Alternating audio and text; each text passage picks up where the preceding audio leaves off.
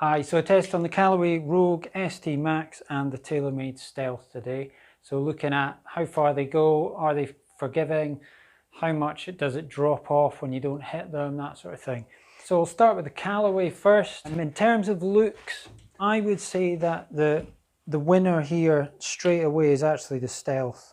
When you put these two clubs down, the Stealth to me has a slightly thinner top line, it has slightly less offset, it's got a satin kind of finished as opposed to sort of chrome finish, and just at the back there's no contest for me. The Callaway unfortunately just looks like another Callaway iron that they keep producing year after year, and they haven't done anything much different with it.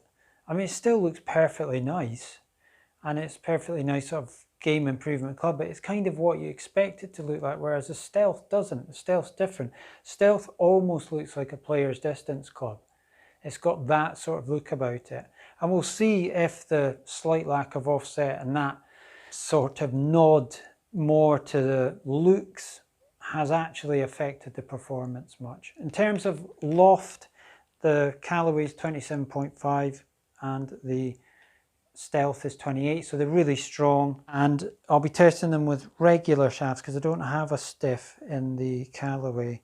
So I'm going to try to make do with the regulars in both of these. I would usually use a fairly light stiff, but I will be able to at least blame any bad shots on the fact that the shaft's not quite right. So we'll go with the Callaway first. 7 iron. Decent strike to start. 198. Sorry, 183 carry. Didn't feel quite as good. No, nowhere near as good. Miles right. Still gone 199, 183. I mean, it was an okay strike. This shows you that offset actually doesn't make that much difference, because if you swing in to out like that too much, which is what I did there, then nothing can save you. It's just the offset's there, but it's kind of helping you a little bit more maybe when you come across it. Offset also looks friendlier to certain people, whereas I don't really like offset because I'm worried I'll miss left anyway. Although I've just pushed that massively right. That was a bad strike. On purpose, all in the name of club testing science. 178, 197 on a shocking strike. Well, it can't have been that shocking. In terms of feel, it's kind of what I expect. It's got a kind of slappy, hard feel, if I'm being honest. It's not terrible. I would say it's a bit softer feeling maybe than the Wilson D9. But we'll see how it compares to the Stealth. That was thin. Well, clean. Clean is more what I would describe it as. Picked off the surface. 189, 176. So not a great shot, and it's still gone 190 with the 7 iron nearly.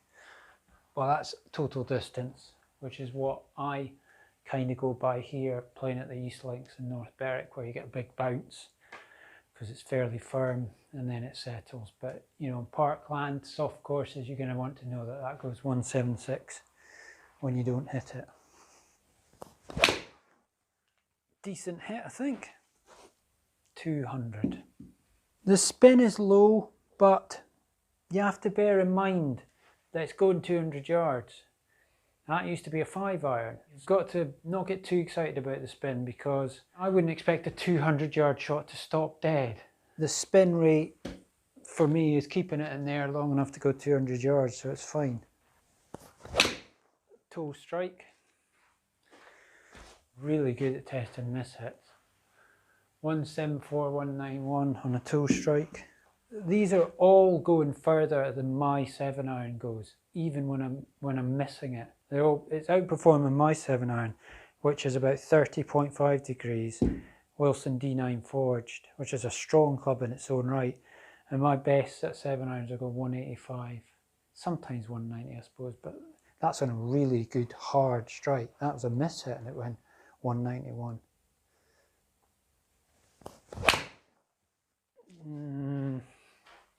Not great. Still gone 189, 173 in the air. And that wasn't a good strike at all. So trying out a good one for once, just out of interest. No, failed to hit a good one. That was heavy. Massive bits of mud probably would have come up there. It wasn't that heavy. I'm being unfair to it because it still nearly went 200 yards. But it wasn't great. It's frightening how far they go. It really is. I know it's strong lofted, but it's still a 7-iron length club that you're using, and people are generally quite good at hitting the middle of those and hitting. Well, I'm not, but most people are. And what I mean is it's more controllable. So 5-iron, which would have been like an inch longer than this, harder to hit the middle. So I think it's a good thing that they're going stronger with lofts, because it tends to make the game feel easier, basically. High right and handsome. Still nearly gets up to 190, 175, 189. That was not nice. Thin. Oh, shocker. 172, 187. It's embarrassing. And if your embarrassing one's 187 with a 7-iron, then that's not a bad thing, really, is it? Heavy. I'm not swinging very well. Didn't choose a good night to do this. Still nearly up at 200. I mean, if I flush one here, it's going to go over 200. There's no question. But will I actually hit the middle of the club is the question. Even that I don't think was middle of the club. 204. 186 in the air. I mean, it's just stupid distances again for a 7-iron. Yes, that was better. It's a bit high and right though. 200. Right, come on, last one and get onto the stealth. That's a bad one to finish. Bad strike. Way right. Still goes 194, 178 in the air. So even though I don't particularly like the look of it myself, but it's not built for me, it's going really well. And considering I'm having a bit of an off night, not hitting it very well, it's just mad. I mean, if I look at the average, carry was 179 and the average total was 195, which is just ridiculous for the 7-iron. So let's have a look at the stealth then. As I've said, I think it really looks very nice for this category of iron, which is game improvement. I could almost use this. I mean, it's a bit thicker top line than I really want, but do you know what? It's not that bad. And there's less offset, and it's just got a nice look about it. So I think it's a good multi-purpose iron. It would fit lots and lots of people. So let's see how forgiving it is, because it's arrived on a night where I'm not hitting the ball very well. Hit it all right, I think. 97, 183. Not brilliant. 171 in the air, 184. I think that was okay. Decent strike. In terms of feel, oh, that's a good one. 201. Did go left, or quite a bit left, which means I probably de-lofted it a bit and it goes further. Feel a little bit softer, maybe. Am I just imagining that? I'll give that a bit more thought. Hang on a sec.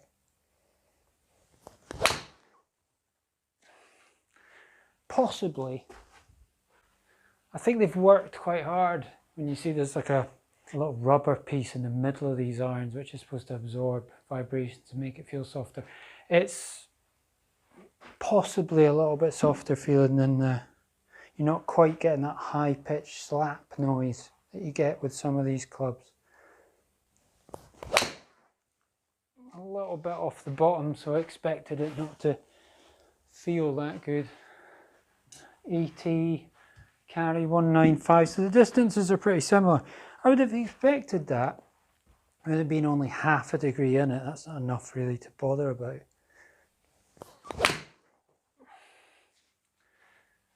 Don't think that was particularly great. That'll be interesting. That was a bit of a miss hit. Oh, 177. I didn't have any that dropped off that much with the Callaway. I didn't get any under 180. And okay, that wasn't a great strike, but I didn't feel... I felt there were some bad ones in the Callaway batch and they never fell that far short. 175, 188. I thought I hit that quite well and I'm surprised that didn't go further. Higher spin, higher launch, so maybe that was just me. Yeah, 20 degrees launch. I don't normally launch at that. Not a great swing, I don't think. That's a nice shot. 118. When it's gone straight and I've hit it okay, I'm not sure it's going quite as far as the Callaway. That felt like a good strike. Oh no, it is. 185, 201. So that's pretty good. I think it wasn't flushed, maybe. Yeah, I would say the feel is a little bit better than the Callaway. But I think it just feels a little bit less, as I say, slappy. But I'm starting to wonder whether it's just a tiny bit shorter, but then it is half a degree less, or more loft, sorry. That was really thin, pretty well. That was a bad toe strike.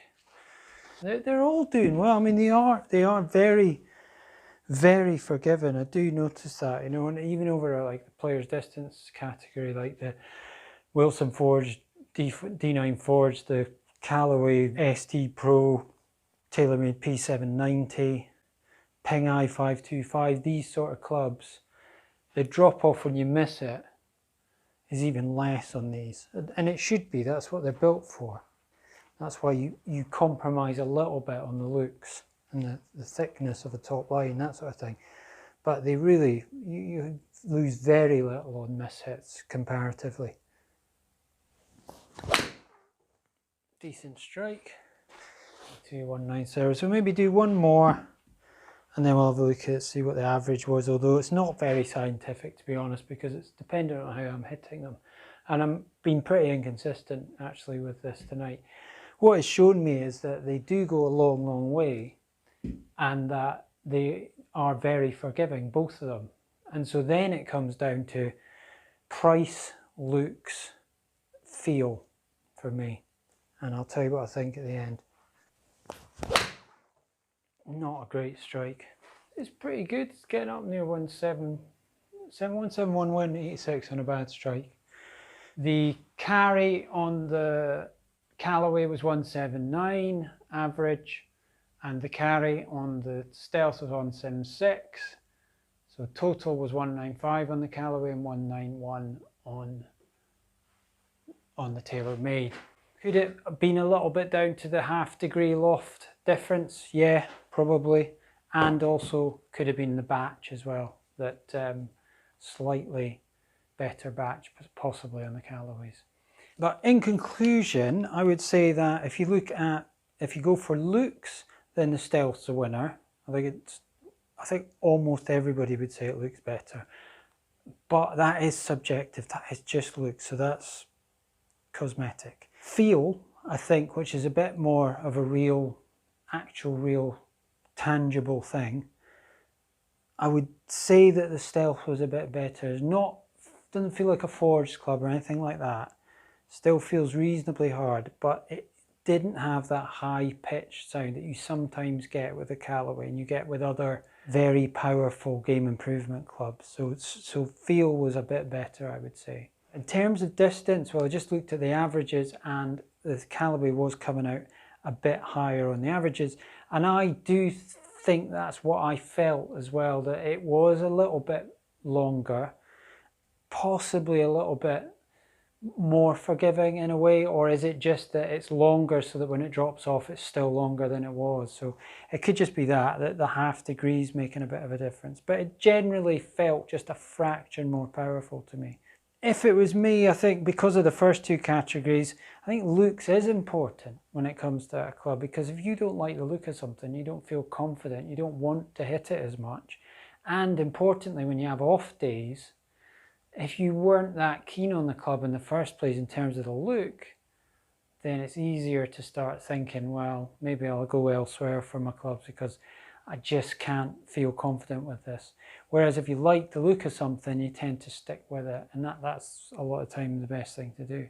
So I would say it's a slight win for the Stealth, not by much. The Callaway is a very impressive performer. So just to finish, I'm going to see how far I can hit these 3 shots each and see who the winner of that is. Totally unscientific and meaningless, but I just fancy doing it. So Callaway first. Bad strike. Oh, I managed a 201 even for bad strike. I hit a better strike there, but so nothing impressive so far. That was a better strike. 214, 199 carry. Well, it's got a chance. Stealth. It's won the main test. Can it win the thrash off?